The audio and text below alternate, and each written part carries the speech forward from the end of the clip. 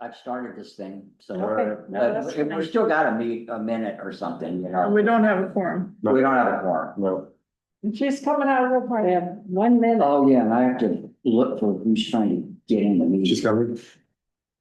You see her? Oh, yeah, she's on her way. Yeah, a quorum, first time in a few months. A quorum, first time in a few months. Yeah, we've had 2 with no quorum. Yeah.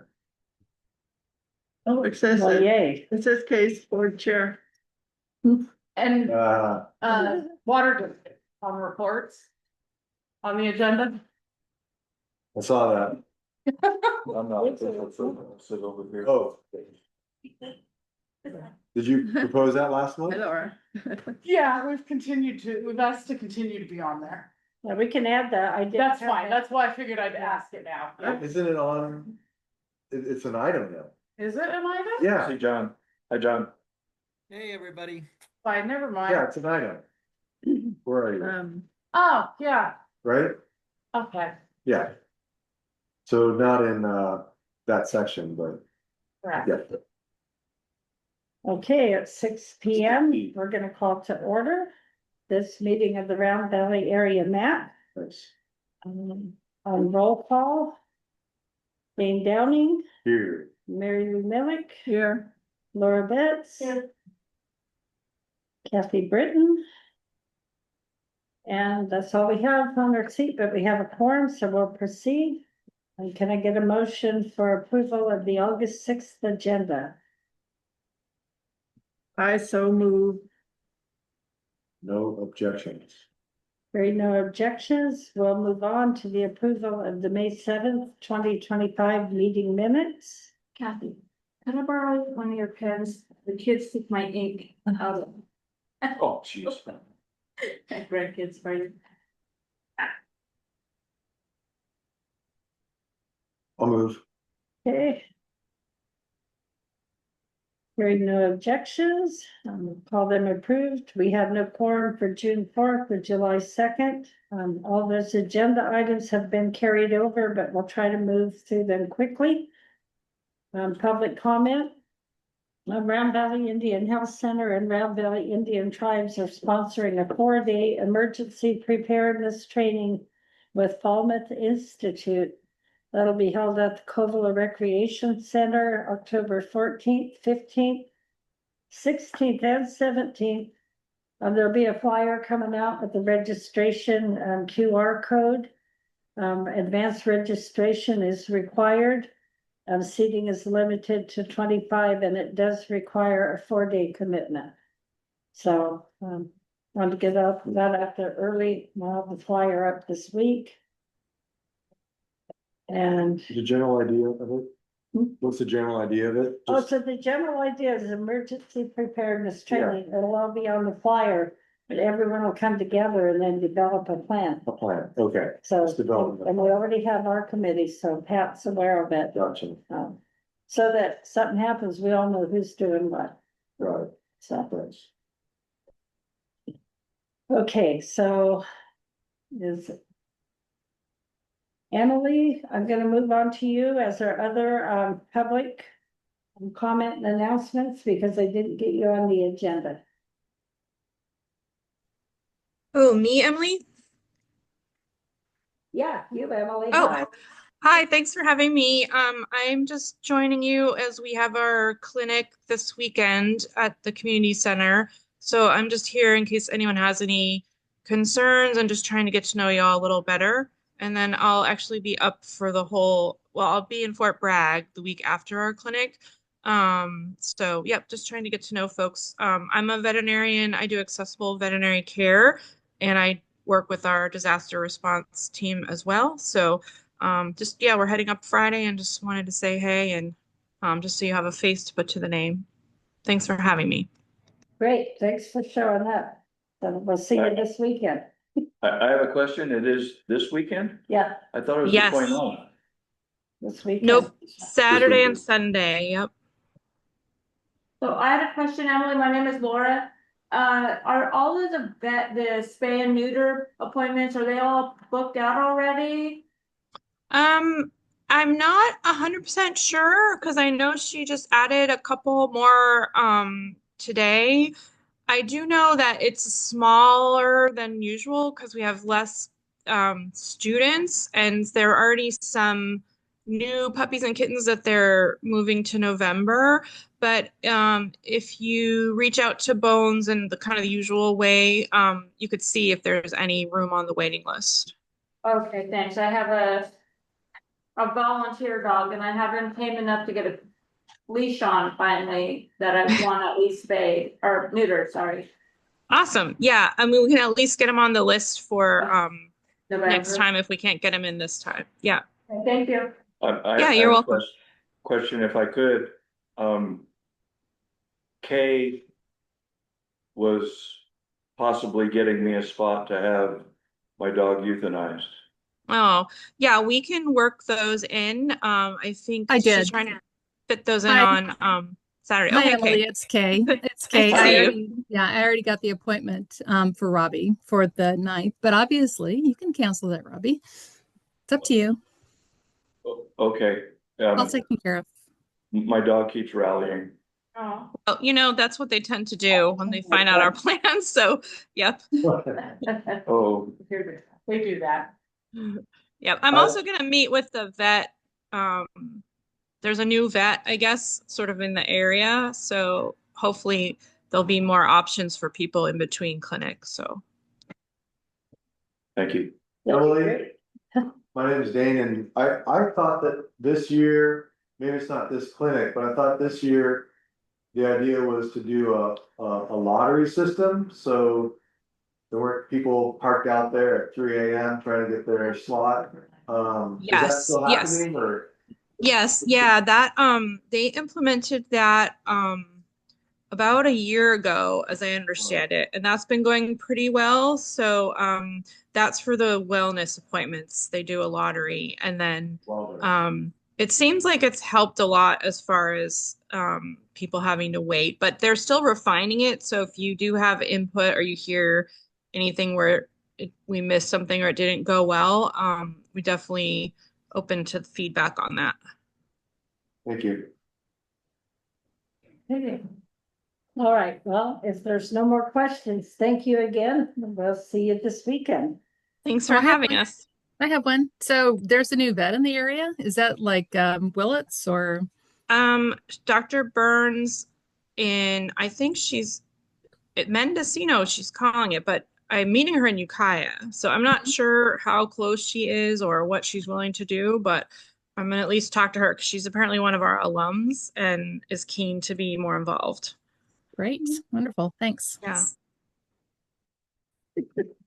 Okay, so we will remove on to reports from the county, state, and tribal officials. We got notice from Sheriff Kendall. He will not be here. He's at the fire. Is anyone on from tribal council? Seeing no one, we'll move on to Supervisor Hashtag. Good evening, John. All right, good evening, everybody, and thank you, Emily, for coming up and providing the services up in Covelo.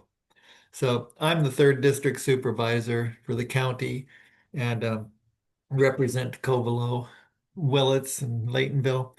And so certainly you probably all heard about the Laytonville fire right now. That Cal Fire has been very good at communicating with me about it and keeping me updated. And so, they're trying to keep it out of Woodman Creek and area, and there's evacuations going on.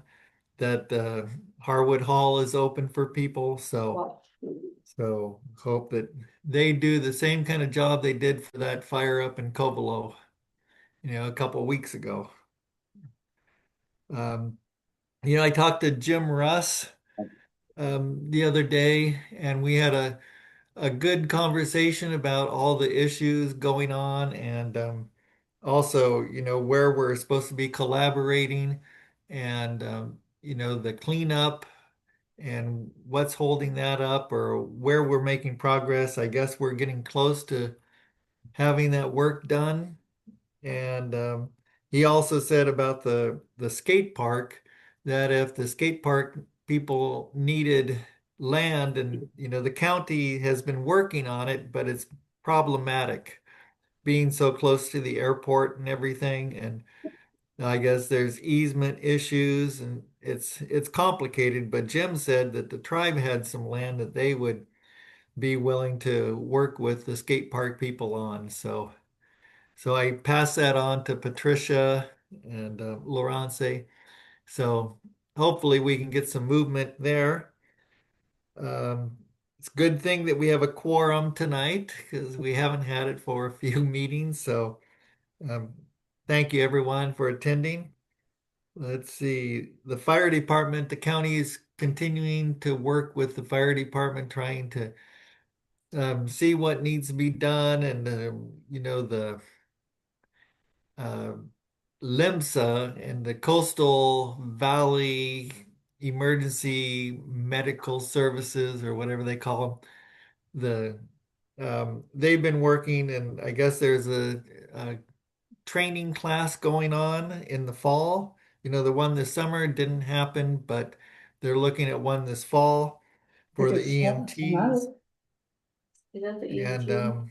and we're still trying to get the finances together for the fire department so they can get the extra $66,000 from the county.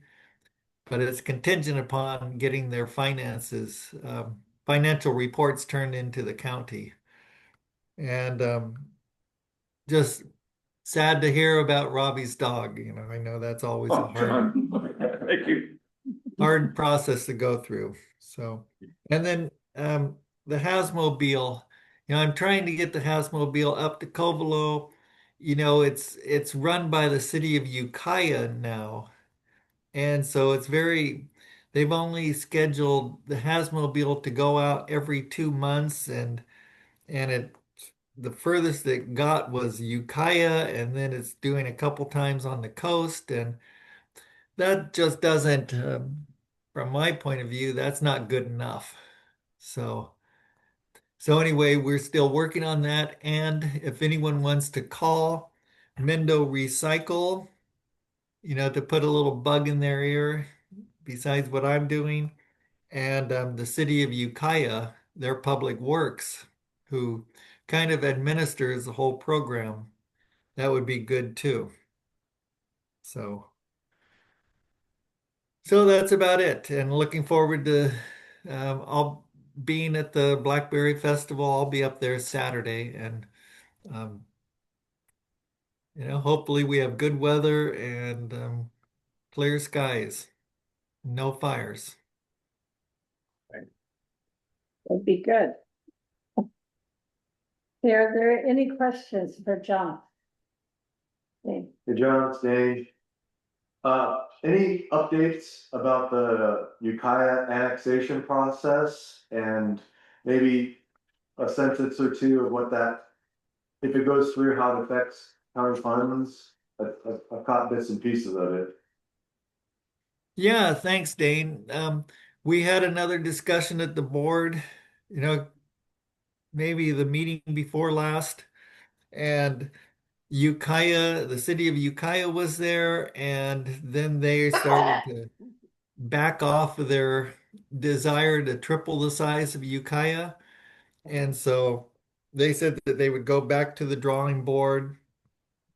It's a kind of a weird process because they haven't had any public meetings about it. And so it's all kind of these closed door meetings that we have an ad hoc that's supposed to work with them. But the ad hoc says they don't know anything. Their report out last week was they didn't have any new information. So we're just waiting and seeing. And the county's not doing any kind of work on this until Ukiah comes up with their plan because we don't want to keep, figuring out the cost and everything for each plan and then have it go back and be revised. And, but it will cost the county whatever, if it tripled the size of Ukiah, it would have been very costly to the county. And so looks like Ukiah is going to shrink down the scope of that, and we'll see what they come up with. But we got to be on top of it, that's for sure. Yeah, it brings me concern since funds are already limited, especially for areas such as ours, and if annexation goes through with some of the larger business centers, it reduces income to the county and doesn't trickle out here. But it trickles out here even less. Right, and already we're looking at this year, we balanced the budget, but we still have to make $6 million of cuts. And then next year, the projection is $16 million of cuts. So, and if the original projection on the annexation was it would be a $3 million hit to the county. So, it doesn't, look good for annexation. It doesn't look good for county services. John, could I interject Yeah, something? Does anyone at the county level or the city level realize or look at things possibly this way? I mean, I grew up in Southern California, and when Disneyland opened, they have always managed it in a way that when there was a certain amount of people, they closed the doors because the experience changes. And I feel that Mendocino County and the city of Ukiah are the same way. That if I don't think that we can annex and grow our way out of financial problems at all. And I think that the experience with Ukiah trying to triple the size or some ridiculous thing like that is a joke. It's bad business. I mean, who wants to come here if it just turns into Southern California? right. That's my point. Yeah, but we haven't had any conversation about limiting the size or whatever of the county. But certainly everyone's aware of Ukiah sprawl, and no one wants, if you want that, you can go to Fairfield, you can go to Vacaville, you can go lots of places in the California and have that experience. Yeah, asphalt and concrete. Yeah. People. Well, I'm not in Ukiah a lot, but the only signs I've seen are no annexation signs, so it seems like even the city or residents of the city aren't for it, so. No, there's a very organized protest against their plan. From within. Well, people who live right around the areas that are being annexed, right? Gotcha. Yeah, yeah. On the north side, on the south side, some on the east. So, Okay. Okay, any more for John? All right, thank you. We will move on to Mendocino County DOT. I don't see them. MCOG, I don't see them. I don't see Monica. And I don't see Covilla Fire Protection District. So we will move on to our first item in new business, which is discussion and possible action on the Delta Tunnel sites, reservoir proposed project and viable alternatives. Dane and Robbie brought this to the agenda, and Robbie has a draft letter. Yeah, Robbie contacted me and asked to have this put on the agenda for review and discussion and possible action, so he's got the background on it. Okay, so it's a couple pages. If it's okay, I'd like to read it so that it ends up in the record. So I've titled this A Smarter Sustainable Water Future for California. The Delta Tunnel, Sites Reservoir, High Cost, Low Certainty. The proposed Delta Conveyance Tunnel and Sites Reservoir are estimated to cost over $30 billion combined. According to Trump last week, it's now a couple billion more. With a construction timeline stretching 15 to 20 years or more. Once completed, they would divert up to 500,000 more acre feet per year from the Sacramento River system. That's on a good year, according to the State Water Resources Control Board. But here's the truth. 2 out of every 5 years in California are drought years.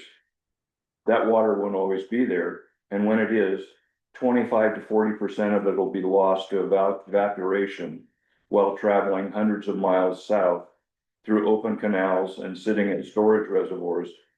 That's according to a 2015 UC Davis study. That means the real cost per usable acre foot of water could exceed $3,000 per acre foot. And that doesn't even include treatment or delivery once it gets down south. The California Canal loses over 1 million acre feet per year to evaporation. Meanwhile, the Sacramento River would be left without the cold, clear flows it needs to sustain what is left of our once mighty salmon runs. Without a commercial salmon fishing season, the North Coast communities are losing $1.4 billion every year. A better option, desalination and solar. Right now, the Carlsbad desalination plant in San Diego produces over 50 million gallons of pure water per day, with no algae from storage in lakes and canals. This is enough water for 400,000 people every day. It's reliable, independent of rainfalls, and it costs about $2,800 to $3,200 per acre foot. This is with nearly zero water loss and minimal ecological impact. This includes all costs of energy and waste disposal. For $12 billion, less than 1/3 of the price of the Delta Tunnel and the site's reservoir combo, California could deliver 500 million gallons of drought-proof water every day, use 100% renewable power, avoid long-haul pumping through fragile ecosystems, and keep the entire flow of the Sacramento River in its natural channel. The technology is already here. Desalination critics often bring up energy use and brine disposal, but these are 20th century concerns being solved by the 21st century technology. Solar desalination is already being piloted in Israel, Australia, and the Middle East with zero emission water delivery. Companies like IDE Technologies, which is Israeli desal enterprises technologies, are reducing energy consumption with new membrane designs and pressure recovery systems. Electrolysis and mineral recovery are making brine waste valuable, extracting lithium, magnesium, and even rare earth elements. Modular construction allows these plants to go up in just a few years, not decades. Solar powered desalination is working in Israel, where they're producing fresh water for about $600 per acre foot. This is not science fiction. It's real, proven, happening all over the world. California could lead, not lag, on water innovation. So let's lead with logic. As someone who has spent most of my life in a small community watching policy decisions made far away, I can tell you this: we don't need more massive engineering monuments that take decades to build and damage the ecosystems we're trying to save. We need water solutions that are scalable, local, resilient, environmentally restorative, and fiscally sane. Desalination and solar isn't a silver bullet, but it's a sharp, reliable tool that combined with conservation, water recycling, and better land use can help California move past the endless north-south water wars and into a truly sustainable future. Let's stop spending billions trying to move more water out of our rivers. Let's leave the Sacramento to flow. Let's bring back the salmon and power our future with the sun. Let's make the fresh water in Southern California where the people need it. Let's show the world what real California water leadership looks like. Thank you. Thank you. So I'm hoping that the MAC would consider signing on to this. And So Who who, are you sending it to? anybody, Anybody? Okay. anybody, I've given it already to a woman at the LA Times. Who's hoping to get their letter to the editor person to put it forward. And I'm trying through contacts down south to get it out into the public sphere, because the plant that I based all this on is in Carlsbad. And it's operating, and for 12 billion, we could build 8 more of those plants and replace the water that the Delta Tunnel would transport from the Sac River into the California Canal. And that way we wouldn't be messing with the salmon, because the site's reservoir, which is about this, when they build it, would be about the size of this valley. The problem is that water that was stored, when they put it back in the river in the summer, the water temperature is too high for the salmon to survive.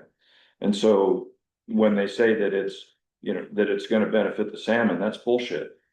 It can't possibly. It's just more storage for Southern California. And this is a way for Southern California to make the water in their backyard, where they have the boats, they have the money. And even Trump should like this, because we could gear up to produce these plants. And as you produce one, you start building the second one and the third one, and you build the same plant over and over again, so that anything that goes wrong in one, they know how to fix. It's like the way the French do nuclear generation. They build small nuke plants, and when they need more power, they build another one. Instead of like we did, that totally screwed up nuclear energy in the US, because they had every big company design and build their own plant, and none of them were the same. And so you can't mix and mingle, you can't but it fix. sounds like they already have one.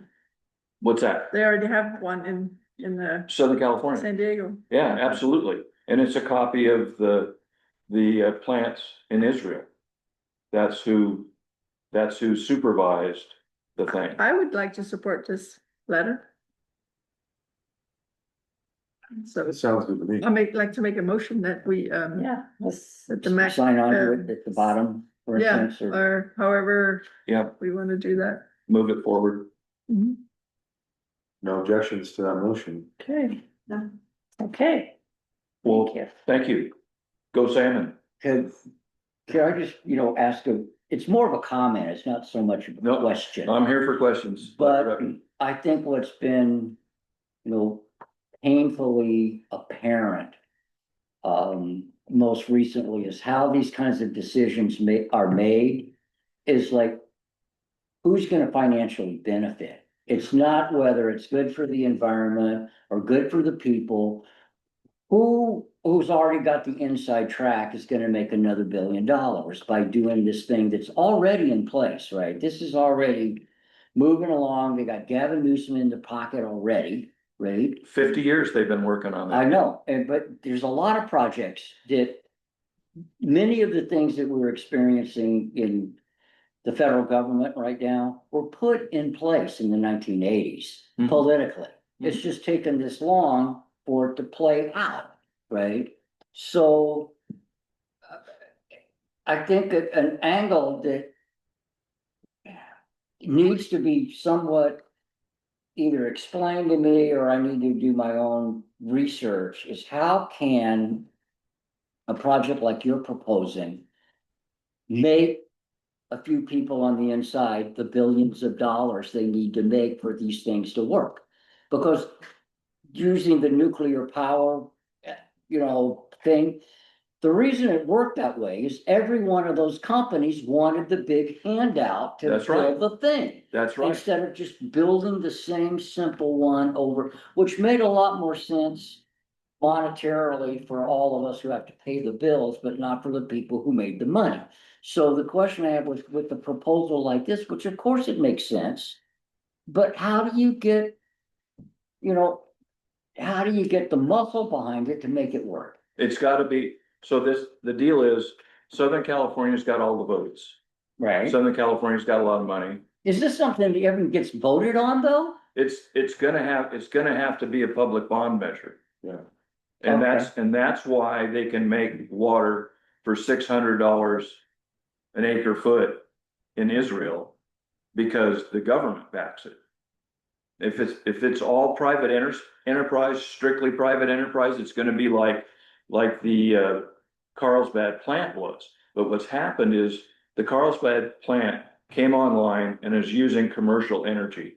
And desal is very expensive energy wise. It takes a large boatload of stuff to push water through a membrane and, you know, get the salt out of it. But the way that this works is that it puts a solar plant along with the desal plant. So the whole thing pays for itself, you know, because it's making the energy that it needs. So that's why the plant costs $1 billion, basically. And to put up the solar for it is about $500 million, depending on which kind of solar array you do. And you either have maybe 20 acres that's on the roofs of everything, or maybe 50 acres that's apart. But even so, it's a great thing for Southern California and industry, because they can build an industry around this that will run for 50 years. And like every 5 years, they'd be putting one of these plants up. And during that 5 years, they'd have 2 other plants in the stage of being built, because they make it all modular. And as they work their way north, where they start to get into less sun, you know, where the plant is located, obviously on the edge of the ocean, but it's easy to move the solar arrays in and out, because it's easy to That's just transmit electricity. electricity. Right, that's just a wire. Yeah, exactly. I get that. So anyway, that's, So, all right, just back to what I'm, scheming on is how do you get people with financial and political muscle who would benefit from something like this? How do you get their attention so they might want to do it? well, because it's a good idea. And if they want to get voted into office, they get behind a better idea than putting a big warm bathtub of water, in the West Valley. So I see it as part of the program would be a pushback against the current idea. Absolutely. Right, continue to push back against that, but also come up with this alternative, you could do this. Yep. And then point out, the benefits of doing the other things. I get it, And there's a lot more options for this. San Pablo Bay has been studied a couple of times for desal, because South Marin is starving for water. Right, but there's water right there. They want to build more Southern California, so that when the fire blows through, the thing can burn up and they'll have empty asphalt, like the poor people down there. But and now there's people putting up solar farms and truck farms under the solar, because the shade actually benefits the vegetable farming. And there's a lot of opportunities for doing these things with solar. So did the MAC already vote on this? And you said yes? Yeah, I'm using too much time. Yeah, okay, but that's. But if you have more questions or anybody else does, I got a lot more than this. Believe it or not, this was the narrowed down short version. It took a long time. It's concise. Yeah. Yeah. Informative. Okay, thank you. And they got my picture? Yeah. What was that flash? Okay, so our next item was requested by Michelle Merrifield to speak about the valley's farmland and fields to have fire breaks and/or a controlled burn on dry vegetation, but I'm not seeing her. So, There's a group that meets next Wednesday at 5. It's like a little subgroup of this one. It's like the fire and disaster preparedness group or something. And Emil actually may have something he's on this meeting here.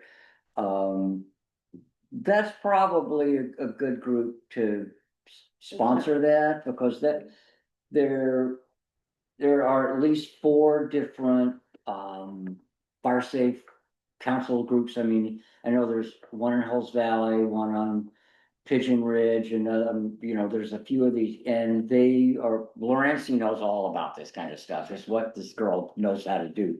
But that's probably a good way to approach this, so, cause you gotta get neighbors to get together to say, we wanna do this.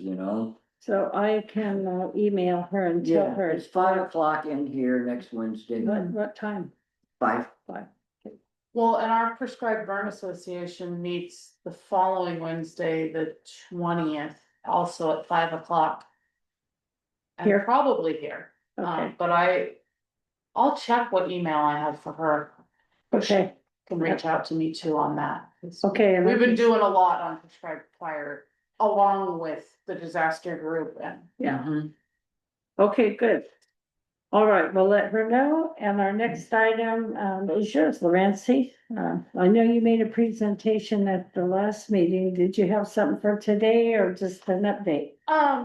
So on that one, I think it was actually June, I did the presentation, and I don't know, I mean, everybody, I think, was pretty much here to see it. So we have the ongoing project in Town Creek. At this point, we're looking at September to start construction on that.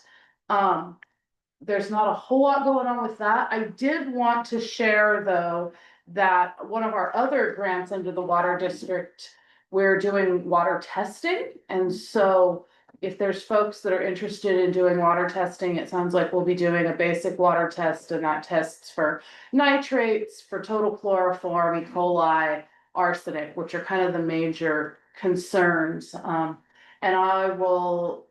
I was hoping to do it this week, but by the time I get down there and get the bottles, I should have bottles next week, and then I'll work on scheduling, to take those back down. Can I piggyback on that? It's a household test, like out of the tap, nothing real special. And it's called basic in the eyes of the lab, but it's a $300 test. I mean, it's pretty broad spectrum analysis of a lot of components. And it's the one, kind of like the mid-range one, because that's the one that does test for arsenic, which is, we're finding it more and more at the water district at least. And it really does test like the major health concerns. Yeah. I mean, Yeah. it doesn't, I would add, the district is working on some far more extensive tests. On a few sites, in the wells that we just put in with that same grant. But we really want people to be thinking about it and testing and seeing, cause. I mean, I know I don't even think about that you should be testing for nitrates and bacteria yearly. Because it's that easy for them to have an issue with your septic system and then get into your water system. So who do they contact? They would contact me. And it's just to back up, just tell me a little bit, because either I don't remember what you just said or I wasn't paying attention. How many of these tests are available, or how to, it's. I don't have an exact number available. There will be a limit. Right. First time. First come. It's not like a lottery for getting your dog fixed. It is not like a lottery. I will take first come, first serve. If I get a ton of if you have a particular concern, please let me know. If I have a ton of folks in the same general area in the valley, the first one that contacts me is probably gonna get it. But, just because we're kind of trying to spread it out and see if we hit any major hits with it across the valley. But I'll be running probably a couple of runs of it within the next 2 weeks, and it will only be for those couple of weeks. So you're doing household water? We're doing household And water. if I wanted my water tested, would I give you $300 or? No, we have a grant that will cover it. I would like my water tested. Why wouldn't they do this, Yeah. Cause you don't wanna know. It's. All right, well, I'll throw a deal on us, cause we were talking about it, and I'm like, why aren't we testing the land trust? Yeah. So I've been meaning to reach out anyway. Sure, I mean, I should, right? Yeah. I'll email you something, I'll get on the list, right? Yes, okay. Yeah, I'll. So Blue and Carol. Is there an email or a phone number specifically for Yes. that? So, my phone number 972-3637. Or my new email for the water district, which is rvcwdprojects@gmail.com. All right. Project. Projects, plural, Projects, it's email. At what? at Gmail. Okay. RVC. Now I'm like, I better make sure I, yes. Is that down? Forget it. Saudi Water District, what? Yes. so Oh, it's right here. At we Gmail. Projects. last week we had our monthly water district meeting. And I believe Emil brought up that in one of the new wells, we actually had some, correct me if I'm wrong, Emil, but was it PFAS that showed up? It was, yeah. Okay, What showed up? PFAS, the forever chemical stuff, microplastic, Okay, Crap. something modern created by, yeah, and it's important because these are the things that could be tied to the cancer problems that have happened in the past. And that's something that I personally was asked by tribal members to look at, and it's come to the water district from other sources, people having questions also. And I just thought it would be good to get it out here, that, so, we're gonna be doing some more sophisticated testing to try and track some of this, because a few years ago, Indian Health or that did some testing, but they supposedly didn't get high enough levels to say that it needed to be pursued. But what's happened is that now the levels, the tolerable levels have been dropped to like 0. So this is something that we do need to look at. And I just wanted it to be out there that the water district is pursuing. And that's some of, Emil and the hydrologist will Exactly. be here after Blackberry Festival, and we'll be testing some of the other monitoring wells that we put in for PFAS also, because once we have that one hit, we're looking at the other ones that are in relatively the same area. What do you do then? Then you Stream. and you drink your water. Well, it Well, means that's that treating. eventually, if you find an area that the wells are producing that, then everyone in that area's got to get a sophisticated water filter. And this was something that we tried to do a year ago, a filter that would deal with, that was inexpensive. It was about $400 at the time. And I approached someone at the tribes about trying to get a grant, because they were only about $400 and they're pretty easy to install. Like coming up in here before. Yeah, and the deal is that that's as cheap as doing a water test. And so why not just try to get the grant and just get everybody one, so that they're drinking water. At least that arsenic and some of the simpler things to control could be controlled. And you're gonna be at the Blackberry Festival. And Emil will be at the Blackberry Festival. Emil Yes. will be at the Blackberry I Festival. mean, I will, but I will be in a different hat. You'll be all the hats. oh, this is all good, that's why we do this, to find this stuff out. Oh, yeah. Oh, yeah. A little more information on that PFAS, forever chemicals. It was found on Hopper Lane or Ledger Lane off Hopper Lane in a deep aquifer. So, which we were targeting that area because of believed impacts from the old dump. And so we will be looking in that area and Lua, including the land trust well makes sense because it's at the it's kind of low point there, the beginning of the low point. So we would like to do more extensive testing on that well week after next, which would mean actually purging it, which would mean pumping it a lot before we take the sample so that we get water directly out of the water table. Emil, can you speak just oh, John's got his hand up, sorry. John? Well, I was going to add that it's very important to find out what the source is of these, like Emil's saying, that it's not just treating the water, but it's also finding where they're coming from, because these are, you know, man-made kind of chemicals, and they're used a lot in airports. They're used, you know, they're found in a lot of military bases, and a lot of communities back east are really um, dealing with a lot of problems from these PFAS. So, um, you know, not only treat it, but let's find the solution, you know, where the source is, if possible.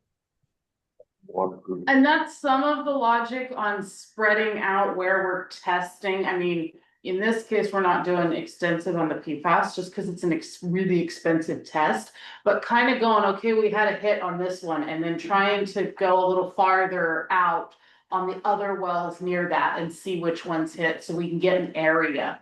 And again, we did very much target areas near the mill, near the old landfill, because those are likely ones that we knew would come up. It's kind of a challenge. This particular grant is trout water driven, but it allowed us to put the wells in, which then and allows us to do some water testing. And so we're really looking at how much can we show so that we can get continued grants more on the water quality and the testing, like Robin's saying, if it means look for being able to offer filters, because we know not a lot of folks could afford an extensive filter system, or even just to maintain and replace those filters regularly. Emil, can you give just a short synopsis? I mean, John did a little bit of what the chemical compounds are about. Look, what are they literally? What are they sourced from? I mean, expand on what John brought to us.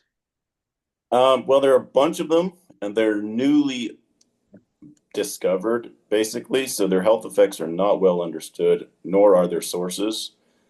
It's like Teflon is a known source in households, but my understanding is basically any plastics. So, you know, plastics from dump site could be the possible contaminant.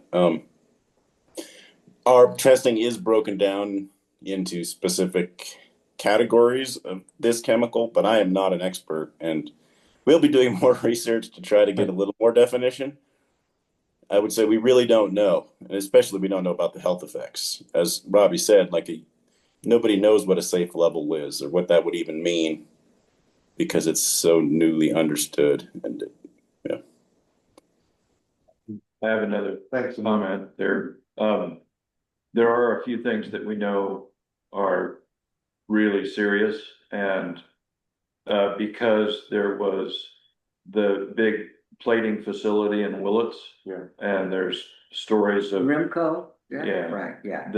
that their stuff was done. That's chromium though. That was. Yeah, that's hexavalent chromium, and that's been like for years they've known that that's just a serious cancer causer. And you know, we've had all kinds of things dumped on us in here because we were out of sight, out of mind, underserved. Question I have, there's a couple of references to like an abandoned landfill. So we're not talking about the one that's like right on the creek, right? The same one that you did. When I got here, it was just a big dump pit, you know. That's what we're talking about. Yeah. There's not another one someplace. Well, there was one There's one at out Town of County Yard. Yeah, I know about that. Yeah. Was that like where everybody in town took their trash? I'm sorry. Was that where like everybody in town would take their trash and dump it in that creek? And then everybody else would take and dump it in the other creek? I don't know. I just know that there's a 56 T-bird out there in the bank. Go for it, Robbie. At Ramlin Park. John has his John, hand up. Okay. John? Oh, I just looked up here, you Ah. want to hear this short summary of PFAS? Okay. Thank you. PFAS are a large group of chemicals with a carbon fluorine bond, which is very strong and makes them resistant to degradation. PFAS are used in a wide range of products, including nonstick cookware, Teflon, we were talking about, food packaging, firefighting foam, and stain-resistant fabrics. So it's found in those old couches. PFAS don't break down easily in the environment and can accumulate in living organisms. Exposure to PFAS has been linked to various health issues, including some cancers and endocrine disruption. Okay, they've also been associated with increased cholesterol, decreased fertility, and developmental issues in children. So it's important to, beautiful place like Covelo to make sure that we get a handle on it. So What's the percentage of PFAS in a hoop house? Oh, I'm sorry. Yeah. Maybe that's too hard to figure. Yeah. Well, there's a lot of them. Okay. Okay, is there any more for Lorenzi? Thank you, Florency. That's interesting. Okay, Someday when I grow up, I hope I have two different. well, it's interesting and a little bit scary, but let's move. Now to item 6C, discussion and possible action. The RVAMAC is in need of a new laptop for the purpose of Zoom meetings and recording those monthly meetings. Did we get quotes? I didn't see the quote. I did a little better than that in that. Of course, I went, to shop with new piece of hardware. We could get away with, a $300 or $400 laptop. What we do here is not that complicated. But at the same time, or more or less at the same time, out of discussion with Max Dunn, who's one of my buddies, and he's gonna do the computer class at Mendocino College. And he recommended that I just take the class, bring this laptop in, because the problem I have with this, it was a used laptop to start with, and the operating system isn't supported for updates anymore. And so we said what I experienced a couple of months ago, it just took a really long time to convert the recording to the thing that goes to it took like 2 or 3 hours, where usually it takes 20 minutes, and so I'm just going, what the hell is going on? Maybe he said, no, he'll like run a diagram. He says, we can fix this one.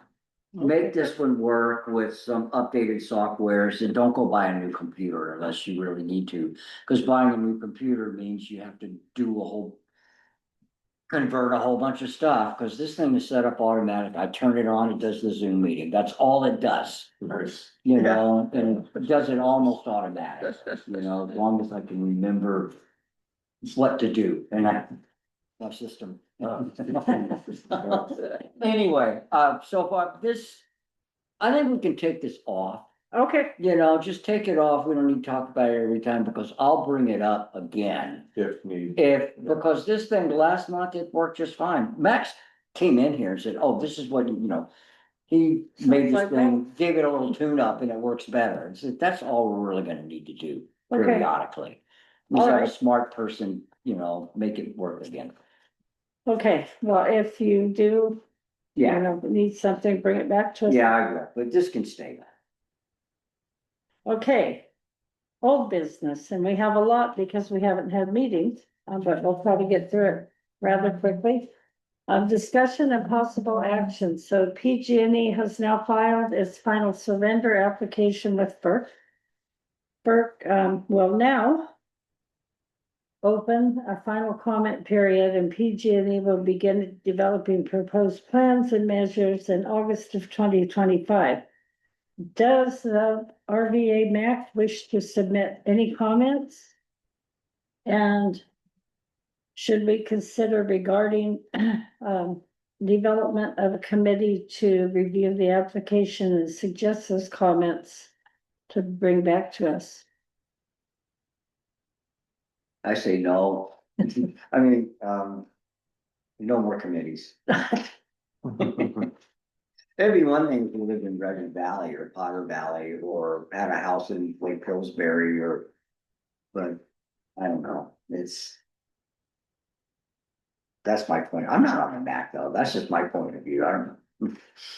So I think Bruce was kind of involved with Yeah. this. He was kind of, yeah.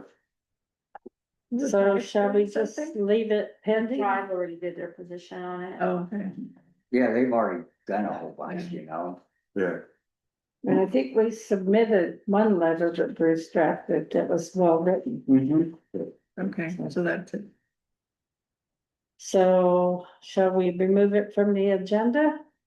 Yeah, I think until somebody Bruce wants, Yeah, unless Bring it's it a new up. letter, yeah, yeah, or something. Okay. this is gone.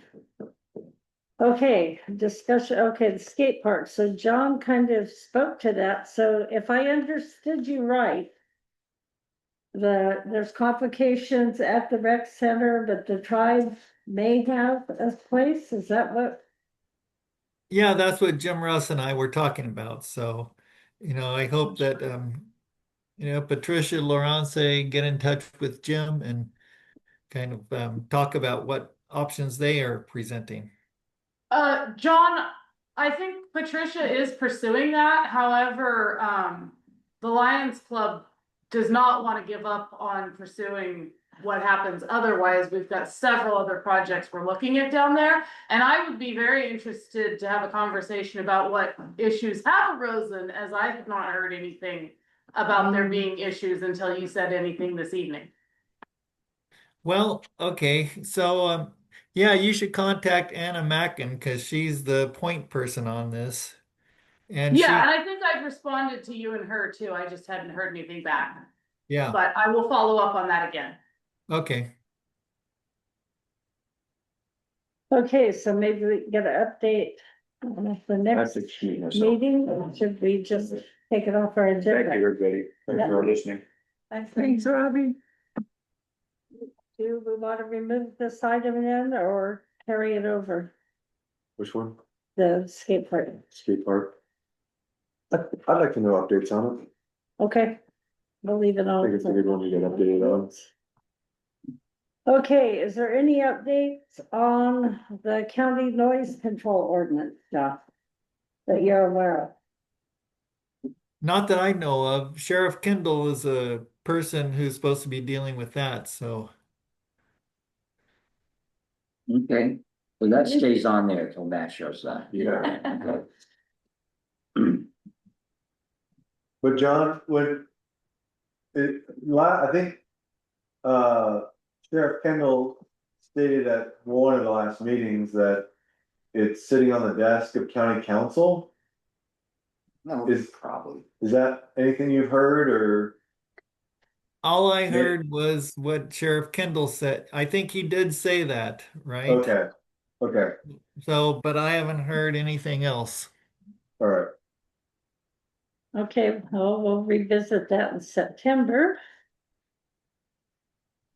Okay, item 7C, are there any updates on the Covilla fire hydrant project? Maybe I should let John address that one because he kind of suggested that I just zip it for a little while. There's Yes. good news, but John should just, say what he wants to say. It's kind of like balls in his court right now. Well, yeah, let's just keep things on the low key right now. And that's what Senator McGuire wants, so we'll see what happens in the fall. Okay, thanks, John. Good enough.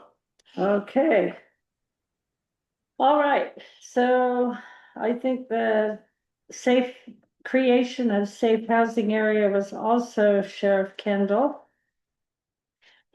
And Isn't that item kind of a go? Didn't Forest Service reps say, just contact us when you're ready? Yeah. Did I remember that Yeah, from a meeting yeah. of the past? So That was maybe in the minutes, so a maybe we couple of months can ago. remove that one. Yeah, I Remember think that we one? can, And if a resident deputy comes up, then negotiations can happen. Okay, So that's not the problem anymore. There is a place to stay. Exactly. Okay, Yeah. yeah, that one got worked out. And That there's Okay. money to place a person. We okay. just need a volunteer apparently. Mm-hmm. a big one. Okay, final and last agenda item is ongoing problems in the community with uncontained dogs, dogs that have been abandoned, dogs killing other dogs and creating a nuisance, and potential safety issue. I've seen less dogs, not saying a lot less, but I haven't seen as many pups, so I'm thinking maybe the clinics are starting to catch up. Do you think so? I have 2 in my yard right now. Oh, geez. But like I said, I've got 1 tamed enough that if I could just get him neutered, I might have him a home. But if not, he'll stay at my house, I guess. So I feed them. So that's why they're coming, and I can't not feed them, you know? And I can't catch the second one. I do know who it belongs to. I said, well, do you have children? Can we bribe it? Something, I'll have to trap it. She said, no, thank you. Have you talked to Barbara about setting up a live trap? Doesn't the tribe have some live traps? They did. We're not allowed to talk about this. But, with Barbara, she just has so many and they have to have a home to go to take it. And the lady said it was her dog, but she just couldn't catch it and she didn't want it back. Oh, no. And so that one I can't even catch to do anything with. So you've got the one that I saw your picture. It's Akita, yeah. beautiful dog. I actually am able to brush its hair now. And I tell him he's using grandma's brush and he smiles. So we have conversations and. But are you mine seeing- have in my home? Lots of pups over there. Yeah. So, but fall's coming, Yeah, so a lot of that's, kittens. Any action for this item? I think it's just kind of been ongoing. John, did we ever get, I know it's not animal control anymore, it's, animal care. yeah. Is there anyone running that or? Yeah, there's a person, Amy Campbell, and she's running animal care services. And they, animal control runs out of animal care. Okay, we did that move, I don't know, 3 or 4 years ago. We got it out of the sheriff's office. And so I think they're fully staffed right now. So are the kennels full? Are they euthanizing any dogs? I know we talked about that. That was kind of the elephant in the room. Or are they just Yeah, trying to I be don't know home? what the status is right now of, whether they're full or not. And euthanization of them.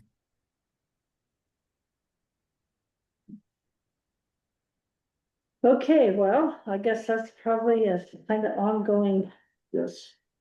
item. All right. Thank you, John, and we will move on to the treasurer's report.